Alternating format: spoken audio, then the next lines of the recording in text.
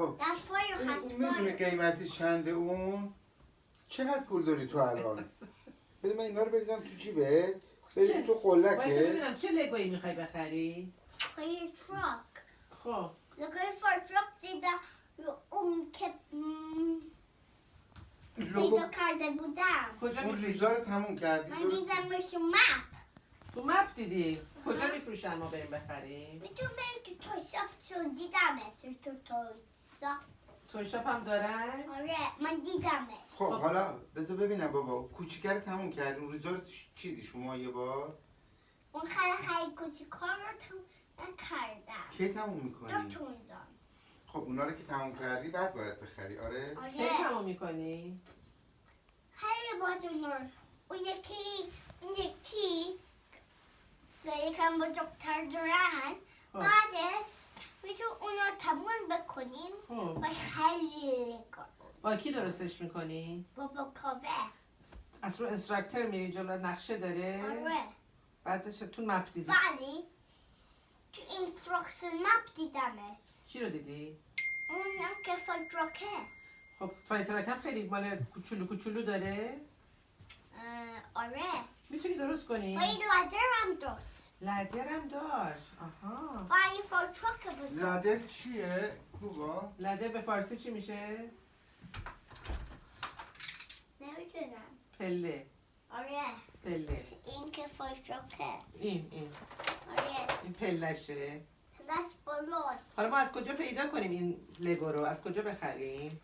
از توی شاپ. من دیدمش تو توی شاپ. خب بیا اینجا وایسا. بگو دیگه چی داره؟ دیگه چی داره تو اون لگو؟ خیلی لگو داره اونجا که خریدیمش. ما یه خیلی لگو خرد. خب و دو تا خریدیم. یکی برای تو یکی برای ایلای؟ آره. مال ایلای هم درست کردی؟ نه هر روز مال کوبا بود چون ایلای هنوز خیلی کوچولوه فکر کردم یکیش با مال لگوهای ایلای. بزرگتر درست میکنه. فکر کردم یکیش مال ایلایه. ولی پلیس گذاشتیم برای ایلای. اون بزرگ بود. آها لگوش مثل این بزرگ بود. آره. ولی اونی که تو درست میکنی چیه؟ اونی خیلی کوچیکه برای کوچیکا. آها. برای بزرگا لگوی کوچیک برای بچهای بزرگ. من خیلی تلفنم که نیفتن. آفرین مواظب باش اگه بیفتن تو زمین میرن تو جارو برقه دیگه پیداشون نمی‌کنی. باید تو سینی یا توی کاسه بذاری که هر وقت میخوای بگردی اینطوری تکونش بدی یه دونش رو برمی‌داری درستش می‌کنی.